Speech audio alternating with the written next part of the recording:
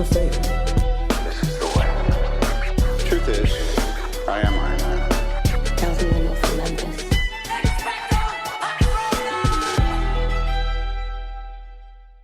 Hello, critics, non-critics, and friends. Welcome to the Film Optics Podcast, where we take a glance into blockbusters, indie films, and everything in between. I'm your host, Christian, and as always, I'm joined by my partner in film, Devin. And today, we're going to be giving our thoughts. We're going to be reviewing and discussing one of the most, if not the most, original film of 2023, and that is The Creator.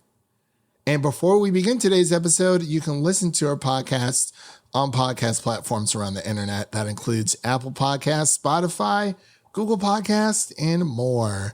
And if you are a new or seasoned listener to the show, we would love to hear from you guys. Follow us on Instagram, Twitter, and Threads at Film Optics. That is optics with an X, or you can email us at filmoptics@gmail.com for any movie-related questions. Devin, how's your week been, buddy? I feel like I haven't heard from you in a few days. I know we took a pretty bad spill this past Sunday with the Texans facing the Steelers, but I did not watch the rest of that game. I turned it off halfway through. Yeah, but we're going to have to talk about that one.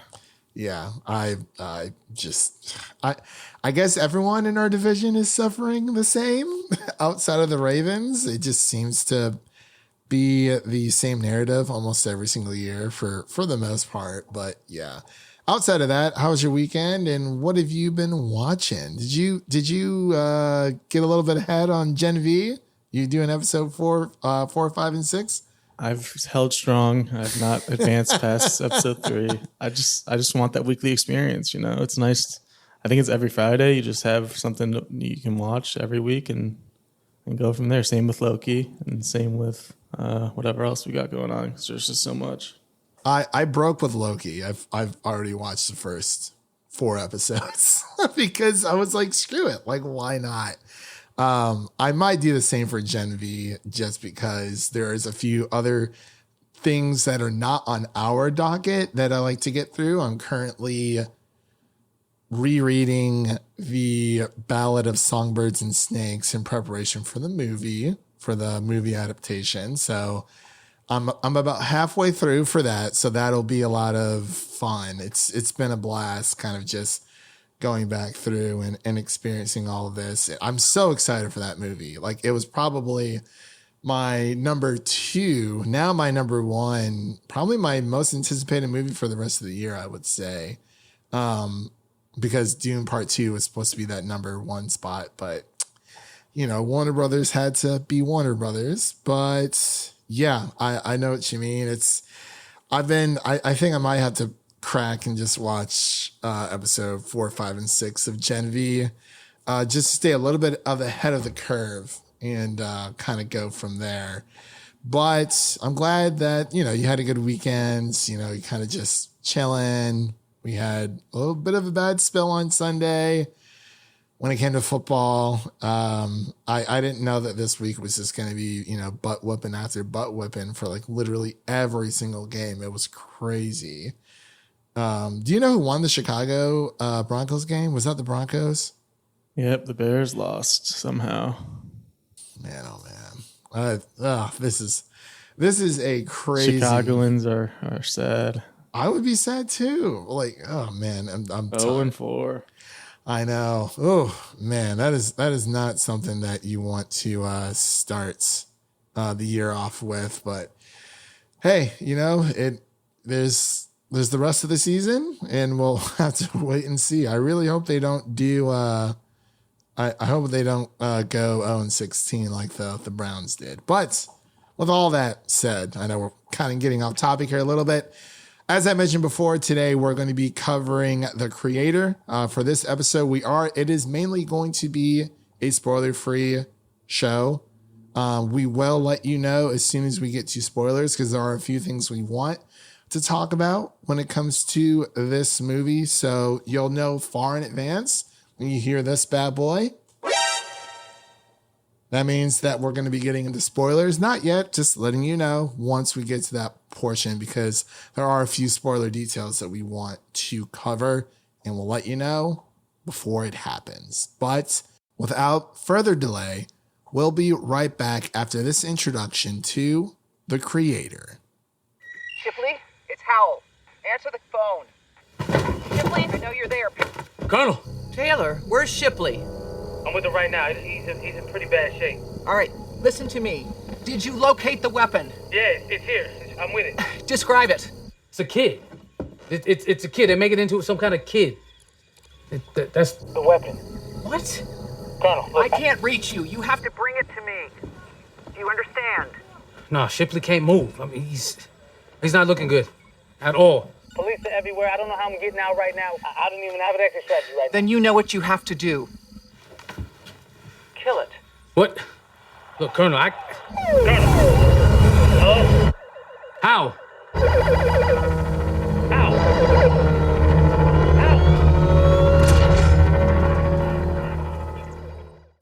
And we are back with our review of the creator. The director of this film is Gareth Edwards, and he is also a writing credit on this film, as well as Chris Weitz, and stars John David Washington, Madeleine Yuna Voyles, and Gemma Chan, just to name a few. There's a few nice little stars in this movie. But the synopsis is as follows. Against the backdrop of a war between humans and robots with artificial intelligence, a former soldier finds a secret weapon, a robot in the form of a young child. Felt like I've heard this before, or a concept of this, young child saving the world type situation. Now, before we get into reactions, just want to let you guys know this is a original story. This is not based off anything, like no other movie property, book property, comic books, toys, nothing. It's there's no property that this film is based off of. So this is a completely new, quote unquote new, I will say, but with a little bit of a caveat. I'll get to my thoughts here in a bit, but it is an original story. So I'm going to pass it over to Devin so he can give his initial reactions, his spoiler-free reactions to the creator. So Devin, take it away, buddy. Yeah, going into this one, I didn't really know what to expect because I don't think I ever really watched the full trailers when they were coming out. I just know that it looked really cool from what I did see, and just the visuals and the effects of it were kind of selling me to go see this movie. But going in, didn't really know too much. But the more you look into it, it just seems like a miracle that this even got made in the first place. Because first of all, it's directed by Gareth Edwards, whose last movie was Rogue One. Like, that's how long ago he last made a movie. That was what, 8 years ago, like 7 years ago. Like, to have that big of a gap in between movies is pretty crazy. And then it gets an $80 million budget for an original concept, like you mentioned. There's no properties that are attached to it. It's not comic book, TV show, book, anything. A completely original idea. He was able to sell it to a studio, and that's really impressive that he even got this movie made. But as far as the actual movie goes, I think there's a lot to like here. Like I said, the visuals, the visual storytelling, just the visual identity of this movie is just incredibly impressive. Like the way they set up this world with their idea of what AI can lead to and what it could look like. It's something you've never seen before. Like usually when you see robots and AI walking around, they're kind of like robotic, and it's the usual look for robotic AI type people, like from Star Wars. Obviously, you have droids walking around, but in this movie, it's not like that. The robots and AI, they walk around like humans, they act like humans. It's kind of creepy in a way, just seeing that happen, because it's one of the biggest fears we have as a society, and this movie kind of shows a very different viewpoint on that, and we can get into that later. But just visually, it's pretty stunning, especially for an $80 million budget. Like, you would expect it to be a giant blockbuster the way it looks, because the CGI is just amazing throughout, and just the visuals. The main issue I had was kind of the writing. feels like it could have used another like look over as far as the script goes, because there's just some moments that, like, people have been saying it's not very original. I can definitely see why. There's definitely some things that stand out as being like other properties, even though it is a pretty original concept in the first place. But other than that, like I said, the writing, it's not always there. I'm not usually one to complain about too much comedy in a script like this, but I did feel like some of the humor in this one was misplaced, and that's pretty rare because I feel like it usually can help. But I feel like this one, in my theater at least, there were some times where there was a lot of laughter when it didn't really seem like it was supposed to be. And then there were times where there was a joke and there was a couple chuckles here and there, but just seemed like a very serious movie to have that kind of tone spliced into it. Well said. Honestly, you kind of pretty much had a few talking points I was going to bring up as well. But I will say, I will ask you really quick, were you able to see this in IMAX? No, I didn't see any like advanced like upper screenings available for this one near me. Just normal. Just okay, like a standard screening. I got you. Yeah. So for me, I was fortunate enough to get a IMAX screening for this. My Regal theater that's closer to me was showing it, and my thought process definitely echoes Devin to a certain point. I kind of went on Letterboxd afterwards and had said how much of an original sci-fi experience this was, because the concept is original, even though you have certain themes or similarities when it comes to story beats from other movies, because there are a lot of hodgepodge concepts rolled into this original concept. When it comes to a older character protecting a child or taking them from point A to B, that is very, very much like Logan or The Last of Us. We've seen those concepts before, but again, The Last of Us is also an original experience. But I think we need to create a name for that genre, like the dad journey or something. Yeah, or like Mandalorian. Like we've seen this, especially now within the past few years, over and over and over. But when it comes to dad venture, I like dad that. venture. Yeah, literal dad venture for sure.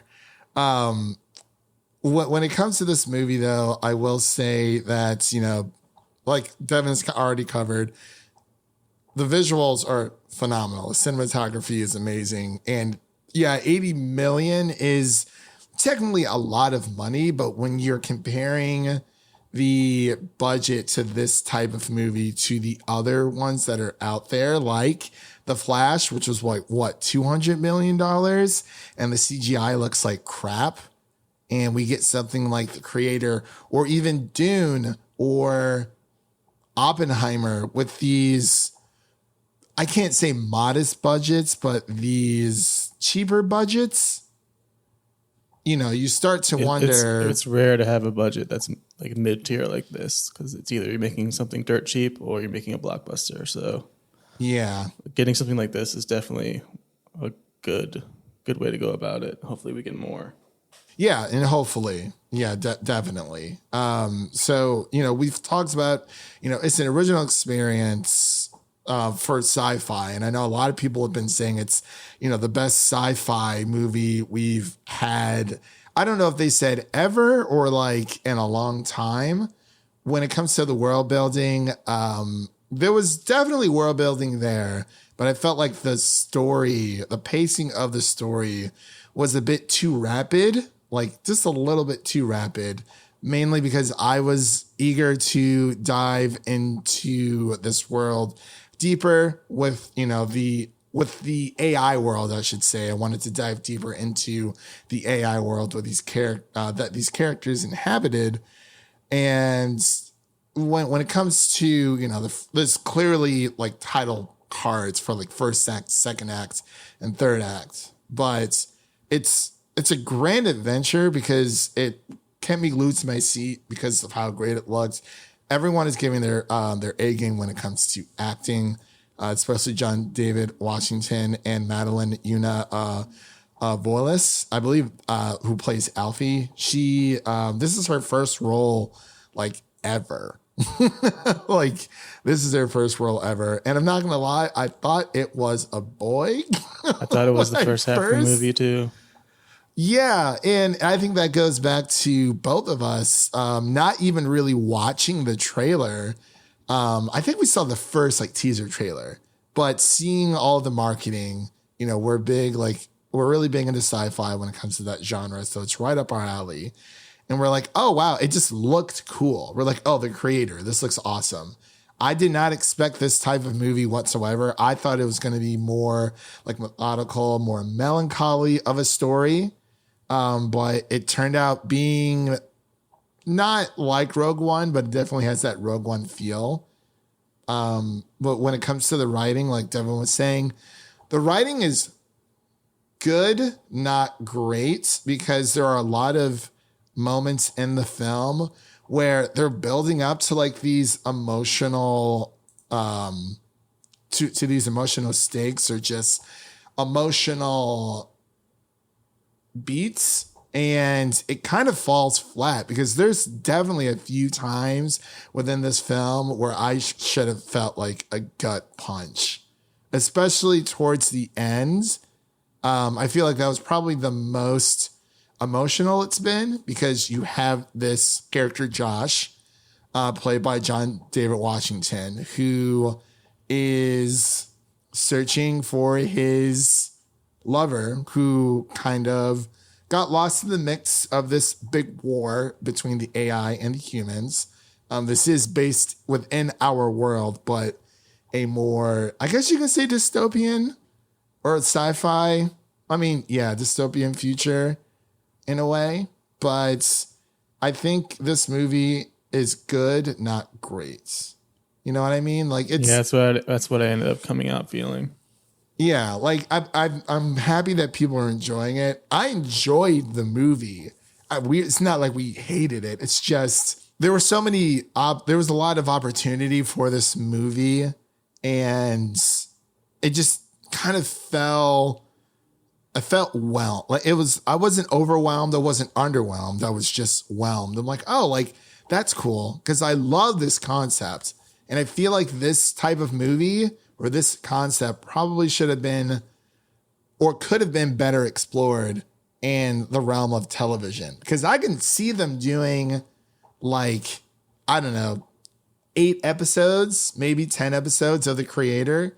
Like this would have been something really awesome for television because, you know, we've seen the dad venture genre again and again. You know, there are a lot of twists and turns here, but I wanted to pass it back over to you, Devin, before we get into spoilers. Is there anything you wanted to touch on before we kind of go down that route? I feel like we've said as much as we can without giving too much away, but you know, the score, by the way, is directed by Hans Zimmer. And I was like, oh. Yeah, I didn't even realize that. I didn't realize it either. I don't think there was a lot of marketing for this movie, but we knew it was coming, but I think we got distracted by the writer's strike, which is now over, and the actor's strike. It's technically a Disney movie. It's 20th century. Yeah, Studios. yeah, I guess so. It does have that Disney flair. But yeah, I mean, the world just looks amazing. I'm like, I wanted to learn so much about this movie. The world building is so unique and so well done. I also had to shout out some of the cast here. Like you said, John David Washington, he's great as always. Madeleine Yuna Voyles as Alfie. That's just a great character. Also, I didn't know I needed Ralph Ineson to be a U.S. like Army general, but that voice is just so perfect for that. Yeah, definitely. And you know, this kind of reminded me of Cyberpunk a little bit, especially with the one character. Yeah, there's one that definitely looked like she had some cybernetics going on. Definitely. And then, you know, you had Ken Watanabe in this movie as well. This is a very, you know, definitely the Rogue One vibes coming from that. Yeah, for sure. And it, you know, the term creator or, you know, nirmata, which comes up a lot in the movie, I guess the term nirmata translates to the creator. And I think that was, it's a great concept. And there was a lot here that I loved. It's just, I think it was just the writing, because it felt like it should have been way more emotional than what it was. You know, you have Josh who is searching for, you know, his wife, and you would feel like we get a few snippets of, like, you know, their connection, their relationship. But I feel like it should have been something a little bit more emotional, especially what happens with the child. And just everything surrounding the plot of the child, because she's like this, you know, this very important AI that is supposed to change the future. But let's get into spoilers really quick so we don't, you know, kind of slip up a little bit. But this is the portion of the show where we're about to hop into spoilers for the creator. So if you have not seen the movie as of this moment in time, go to the theater and watch it, because that's what we want people to do, because this is an original concept. And, you know, we see a lot of people out there complain about, oh, you know, Hollywood just it's just remakes and it's just all franchises. And for the most part, that is true. But when you have something like this that is this important hit the theater, you want people to go see it, because that shows Hollywood that people want new and exciting ideas. They want to see new concepts come to life. But with all that said, we are going to get into our spoiler section of the creator. So that is your first spoiler warning for the creator again. That is your second spoiler warning for the creator. So again, if you have not seen it, you got like 2 seconds. Okay. Devin, let's just talk about the ending really quick. Because I think the third act is probably the strongest act of the entire movie. And how did you feel about the plot twist of Maya, played by Gemma Chan, and her role in all of this, of her being Nirmata, her effectively creating, you know, she was pregnant during the beginning of the movie. She lost a child. She effectively created the child of Joshua and herself as an AI that's able to age and grow and become this all-powerful being. What did you think of that? And the concept that they use of heaven as well. Like, what did you think of this ending? Yeah, for me, the ending, it's where it started kind of losing me a little bit towards the end. There's just so much going on, and there's a lot they have to try to wrap up in the final act. It's definitely some interesting concepts. It's very odd where usually, like we said, when there's AI involved in a movie, like obviously Terminator, the most classic example, AI is usually the bad guy. You do not want AI to have any power or to take over or to have any control over anything. But in this movie, you kind of are rooting for the AI at some points throughout this one, because of just the way they are portrayed in this movie.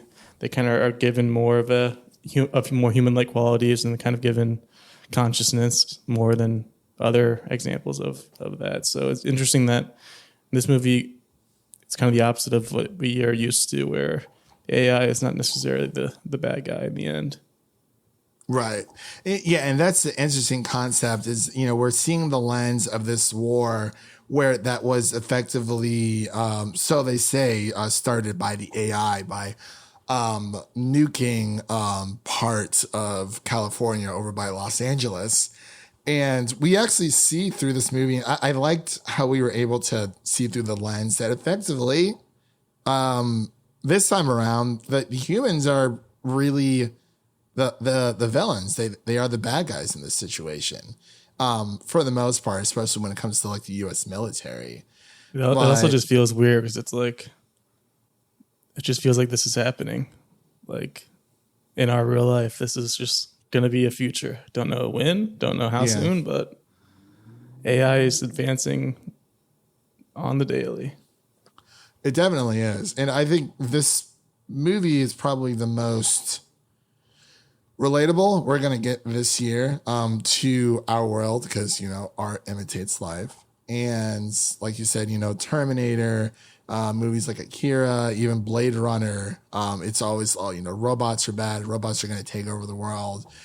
But like in this movie, it is more of the AI. The AI figures in this film they want to coexist alongside the humans. But I think this movie does like a good job of showing both sides of the human spirit, where you have humans who are capable of forming attachments to these AI beings. And then you have those who are like, oh, well, yeah, they're just robots, like throughout the entire movie until it's like how Mando hates droids.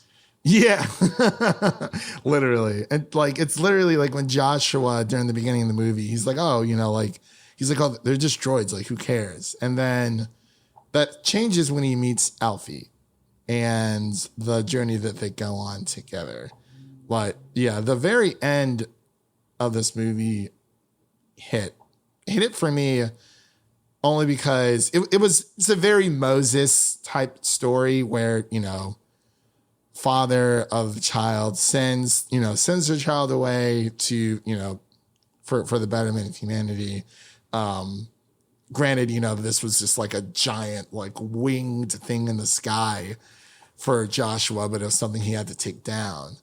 And humanity, or AI, was saved. Yeah, you could say humanity as well as the AI, but I love the very ending when everyone's just cheering and Alfie's just like, she's sad. She's like devastated that, the one person outside of her mother who was stuck in this comatose state where she's kind of stuck in limbo.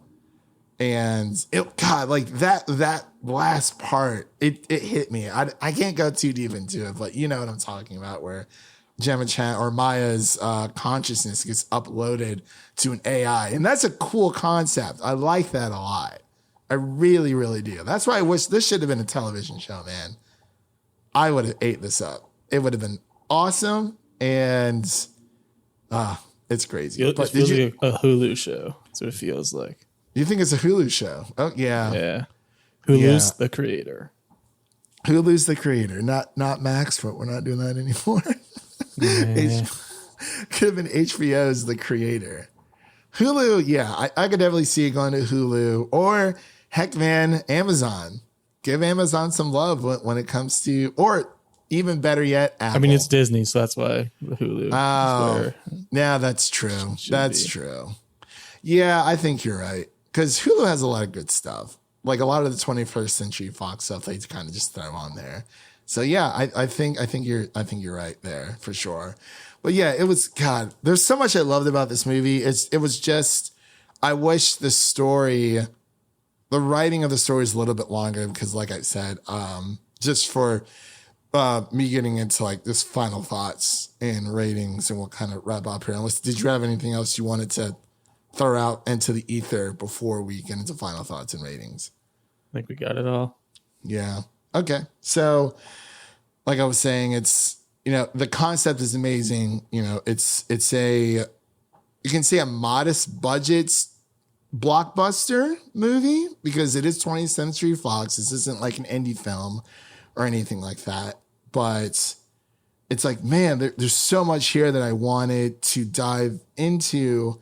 And we weren't able to spend more time in this world because everything just felt so fast paced, so rapid. Like they had to get from point A to point B. And I was like, okay, well, hold on. Like, let this scene breathe for a little bit and then let's move on to this. But I definitely think the ending was probably the strongest for me.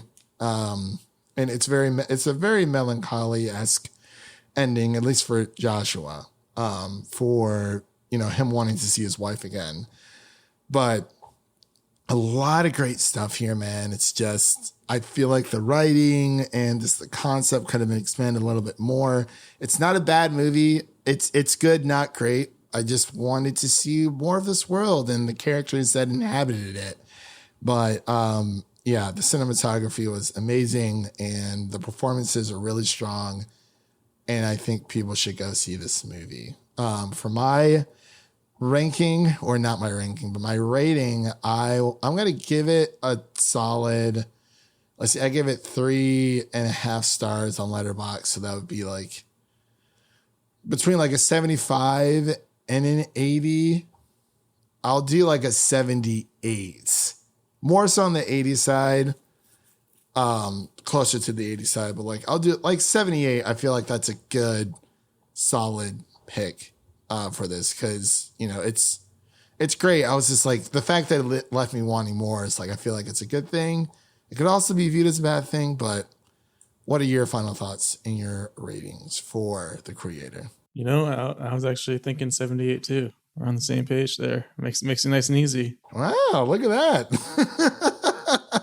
Same wavelength. We're just, we're just right there. That's just the AI intervening. Yeah, I think so. Just correcting our responses. It's about, hey, we got to get those checks some kind of way. Supposedly, people think we get paid for reviews, and it's like, well, no, that's not true. But I wish it was, but it's not. But either way, even if we were, we would still give our earnest, raw opinions on these films. So a 78 out of 100 from Devin and a 78 out of 100 from me, which means the median, or the official podcast score is 78 out of 100 for The Creator. And with all that said, that concludes today's episode. If you enjoy what you heard so far, make sure to subscribe to our podcast on your preferred podcast platform of choice, and follow us on Twitter, Instagram, and Threads at Film Optics. That is Optics with an X.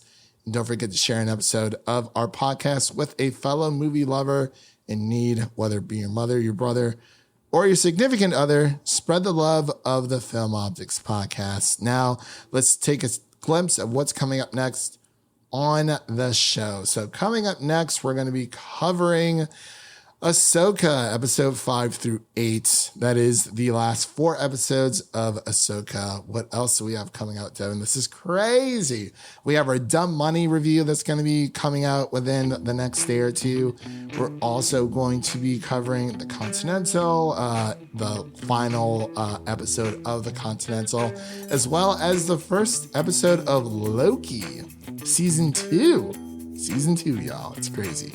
And of course, it would not be October without covering some spooky madness. So we're also going to be covering The Fall of the House of Usher. It is the latest and the last Netflix series that Mike Flanagan will be making for Netflix. I think he's moving over to Amazon Prime after this is all said and done. So those are just a few things you can look forward to on the podcast. And what's out now for you to listen to. You can listen to our Gen V episodes 1 through 3 review. Those are spoiler free, of course.